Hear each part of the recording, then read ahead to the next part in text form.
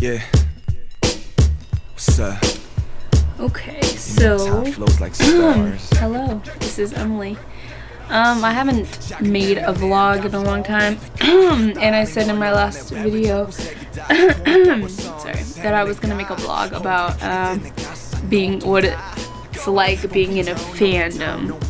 If you guys don't know what a fandom is, or if you guys are in a fandom, which I think a lot of people are, you'll know kind of what happens in a fandom. But I don't know what's wrong with me. Oh. But yes, so I have like no points or anything like that specifically. Usually I think about a few things, like I want to talk about this, this, and this, but right now I'm just like record and I'm just gonna talk. So if you guys didn't know, in my last vlog I talked about how I became an ARMY, and so right now I'm like a super dedicated fan for BTS, a K-pop group. And yeah, and so a lot of people kind of, before I was in a K-pop group, I always thought, or like I wasn't in a K-pop group, but before I was in a K-pop fandom or just a fandom at all, I like, honestly, I was like really judgmental towards people that were like obsessed with like K-pop and stuff. I wasn't super judgmental, but I was just kind of like, okay, like you do your thing. And I guess the stereotype for people in a K-pop fandom, especially for girls, is that if you are like, if you don't have a boyfriend, or if you're lonely, or you're not the greatest, good looking, prettiest, beautiful, most beautiful woman or whatever, you actually like find yourself in a K-pop fandom or in a group, mainly K-pop, I think, just because like they focus on beauty and stuff like that. And so like you, like when you don't, I guess when you don't have that in real life, then you like, it's not really, it's kind of like fantasizing, I guess, but then like you're like with them, or you look at their beauty and you just kind of rejoice in their beauty as K-pop idols, but not your own. I don't know, that's like, that was, okay, so like that was my kind of like stereotype in the beginning, where I just kind of thought like, okay, so you're obviously lonely, or you know, like you're not in a relationship, or you have like some problems, so that's why you turn to K-pop or stuff. Yeah, and then mainly like the stereotype honestly was that if you were like, if you didn't have a significant other, or you were on the bigger side, weight wise and look wise, then you would like be into K-pop, like be in a K-pop fandom. And that's basically like what my stereotype was at first. And I was just like, you know what, I see that, because I kept seeing that reoccurring, like, oh yeah, like these people really are really obsessed with K-pop, and these people are too, and then these are too, and they all have like this similar thing in common, which was that they were all single women and they were on the bigger side. So I was like, yeah, so then that like, oh, for me I was like, oh, then that, yeah, that was it, you know, like that's the reason why. Yeah, so that was how it was in the beginning for me when I just saw other people in fandoms. But for now, like it's way different now for me, because I'm actually like in the fandom, like really intense, to where like yes, like I work to get money to go to their concerts and to buy their merchandise, to buy merchandise, to do random giveaways for the people in the fandom. If people like, and then people buy me BTS stuff too, because they know like, oh, you know, you love BTS. I learned BTS's choreographies, I learned how to play their songs and then transpose it into my key if I need to. Learning Korean a little bit, and then even their Japanese singles and their Japanese album, like I'll start learning a little bit of Japanese just because their album was in Japanese too. So it's just kind of like that's the effect that being in a fandom has taken on me, the toll that it's taken on me. Oh my gosh, I'm talking a lot. But yeah, so yeah, I guess I just want to talk about like the positive things about being in a fandom. Like I told you guys before in my vlog, that I came to K-pop, or to K-pop and to BTS because of the previous problem that I've had before. with like a past relationship, and trying to like get over that and seeing how I can overcome that. And so then I replaced that void with BTS. And so yes, yeah, that's pretty much, I don't know what to talk about now, but yeah, that's pretty much what happened. And so it actually, like, being in a fandom is really great, just because you get to meet people that you've never met, you never thought you would meet before, and of course that's what like social networking does to you, especially on the internet. But then Twitter is like super duper fast, and so it's even faster to meet new people, and it's just, hi, what's your name, where are you from, how old are you, bam, that's it. And it's just like really fast, and it's like you do meet like the opposite sex sometimes, but then in the fandom, like, there's a lot of girls, and so you'll just meet a lot of other girls, and that in a way like that just creates a lot of like sisterhood, and within the fandom and other fandoms, and then within the whole genre of like just K-pop in general. But also, like, you know, of course, so if there's sisterhood, there's also like cat fights and stuff like that, and like some crazy stuff that people make up and just say. But that's another story. So anyways, yeah, like, I guess that's one of the benefits, the greatest benefits, is actually just meeting people who like have the same interests as you, which is the K-pop group. And then like you just kind of talk about details and stuff like that, and the music, especially the music, which is why we all like love them, and the choreographies, and then the looks and stuff, you know, and it's just actually really awesome. And then yeah, besides that though, like for me, like being in a fandom was so helpful, I guess, in this particular moment in time in my life, just because I did feel like alone, but then to the point where like I felt like I needed, I don't know, I guess not alone like lover wise, I think more alone, just kind of like, man, like nobody understands like what I'm really going through, like with school right now, and being in this fandom, and then also like personally how I feel and stuff like that. And so it was really hard, because I was like, where do I even go? And so it was like really good, because I'm a music major, so then like being obsessed with these guys like actually like helped me and motivated me to like practice a lot more, which was crazy, because in my head, like, you watch all these videos of like BTS, like behind the scenes, the making of, and then like Bangtan bombs and stuff like that. You watch all this stuff, and then you see how much time they dedicate into just practicing the same thing over and over and over and over again until it's perfect, and then they showcase it, and they show you the showcase, you know, or like you see the showcase first, and then you're like, oh, that was a great performance, and then later on they show like the behind the scenes stuff that actually happened, and like it's actually like so inspiring, because then you see that, like, you know, like some of them messed up and they went backstage and they just cried and all that stuff, but like we didn't even notice that, but they noticed that, and they were so hard on themselves, you know. And it was like, whoa, like you actually realize, whoa, you put so much time and practice into this one performance that we just watched for like an hour, maybe, you know, not even an hour. And that definitely inspired me, because I was like, what? Like, that's exactly what I do. And so like when I don't want to practice, I'm like, then what's the point of me even being a music major? Because then I'm never going to improve, and I'm not going to be better. And so like for me, this was my thought. Like I always thought this every time I didn't want to practice, like, BTS is probably practicing, and BTS is really good, and that's why I like them, and I want to be really good. And so therefore you need to practice, you know, I need to practice. There's no other way out. I can't just last minute. I'm not a child prodigy, but even child prodigies practice, you know.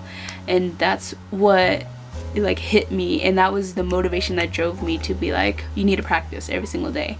So yeah, every single day, like I practiced like 2 to 3 hours, and it was crazy, because last year I've probably done the most practice I've ever done. Like every week I double majored on 2 instruments, so I was on clarinet, and then I was also on piano, and so I had to have 6 hours of practice every week for clarinet, and then 8 hours for the piano.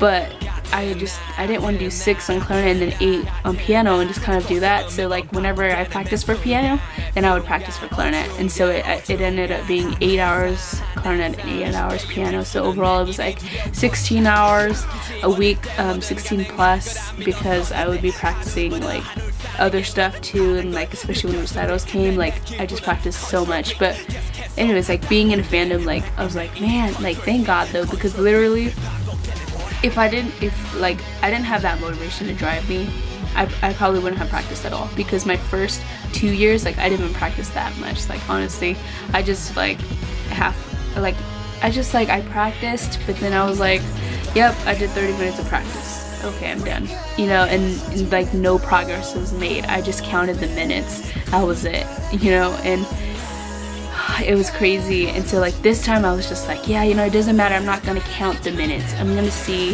if I can play this song, you know, memorized, you know, like 3 pages from beginning to the end without any, you know, mistakes, you know. And I would just do that, and like that's why I would say like 16 plus hours, because sometimes I don't realize it because I'm so like zoned in that like I'd be practicing for like 3 hours or 3.5, and I think this one time I was literally practicing for like 3.5 hours just on the piano, and I didn't realize how fast time had passed by because I was so in the zone. But it was great, you know, because literally like it made me become a better musician, and actually it taught me so much self-discipline, which I was like, this is exactly like what BTS does all the time. And yeah, it's very like it drags on forever, it really does, like the hours, you're just kind of, and then people like when they see you perform, they're like, oh my gosh, you did a great job and all that stuff, and they kind of praise you for it, you know. But then for me, I was like, yeah, that one performance was like 6 months of practice just for like this one song, or like these 3-4 songs right here, like all of that was just all of that, you know. Like this performance actually has a history behind it, and it was just so crazy. But thank God I was in fandom. Seriously, if I wasn't in fandom, I would not have even practiced that much. Literally, if it was like 6 hours for clarinet, I probably would have done like 3 or 4 only. But I did so much more than that, which was awesome. And I think like next year I'm doing vocals, and so I'm super excited for that. But I'm also scared because I have like weak vocal cords, which Jimin says he has weak vocal cords, but he's lying because that bro can sing so high. But anyways, yeah, I'm excited for that. So I'm just kind of like, I have definitely like reaped what I sowed by practicing, and like the only reason why I practiced, and I can't stop repeating this, was because of like the reason and the way that I saw how BTS was always practicing, and kind of like, yeah, you know, like right after a concert, even they're tired, like they would take like 1 hour break or something to eat and get water, and then they'd like practice for another 8 hours, and it's just ridiculous. Like it just keeps going like that, you know. Especially like the BTS first muster fan meeting video, if you guys have seen that, like it was like, what is the life like for BTS, like the daily life for BTS life, and bam, like they showed like what it was like, and it was just ridiculous because it was just so much practicing non-stop, you know, like vocally, rapping was, dancing, choreography, like what are you gonna say if you change the choreography, like what's different now, like you have to remember all of that. And it was just so intense, but it was also so inspiring, because I was like, if you guys can do it, like I know I can do it. And that's where I just like found so much motivation, because I was like, man, seeing them, they have so much passion, so much energy to do this, even though they're like super tired, but they you know, definitely reap what they sow. And like that's how I felt with the whole last year too. I definitely reaped what I sowed, because all those countless long ass hours of practice, and then like when I gave my performance, it was like muscle memory, and it just came out. Like I didn't have to think about it. I wasn't nervous. I was just let my fingers do what I have been doing for the last, you know, 6 months go, and my fingers just did it, and it was like a perfect performance. And you know, my professor was like, you didn't mess up at all, and I was like, I didn't mess up at all. And it was just like so good, you know, just to realize like, man, I can definitely reap what I sow. Ooh, so I'm just talking about like life. Ooh. But anyways, yeah, that was, I think that's one of the biggest things for me right now, is just to see their passion, how much they practice all the time, and then like applying that to my own life. Like, I need to practice because I want to be as good as them, and they're like flipping Jabberwockies, like they're like, their dance is like as good as like Jabberwockies. Like, it's ridiculous. They're so on point all the time, and like Rat Monster and Jin are not even dancers, you know, and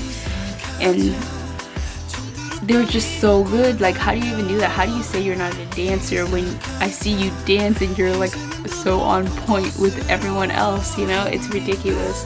So yeah, but anyways, I'm just talking for a long time now, but yeah, so I think that's one of the biggest things. Is the first one is like building community and relationships with other armies, other people in the K-pop fandom, and then the second is like being so inspired to see like what BTS does. It like literally inspires us, or actually inspires me to want to try harder, to do better, to teach myself self-discipline, to tell me that, you know, I can do better, you know. And for them, what I love about BTS is like they don't hide their emotions. So like if one of them is like, you know, like feeling sad, like they're gonna show that they're sad, you know, and the fandom's gonna be like, what the heck is happening? Like, yeah, the fandom freaks out, but then like, and it's not for attention, you know. For them, it's like, it's about, I feel like it's about authenticity and about how they really want to portray, like, you know, if I'm mad, like I'm mad right now, you know, and they're not gonna like, oh, I'm just gonna put on a good face or a good show, you know. For them, I feel like for them it was really like,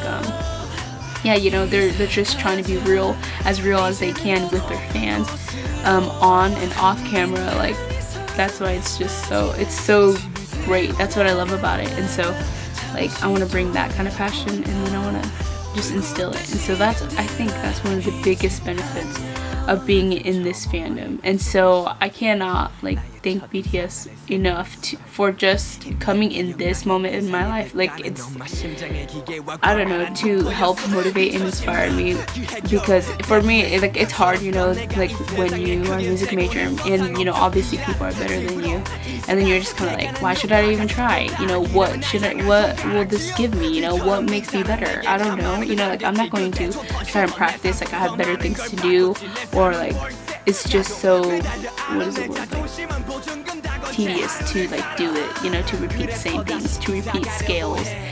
But man, I will always remember this feeling of like reaping what I sow, and now it's just thanks to BTS. Like, seriously, thanks to BTS, literally.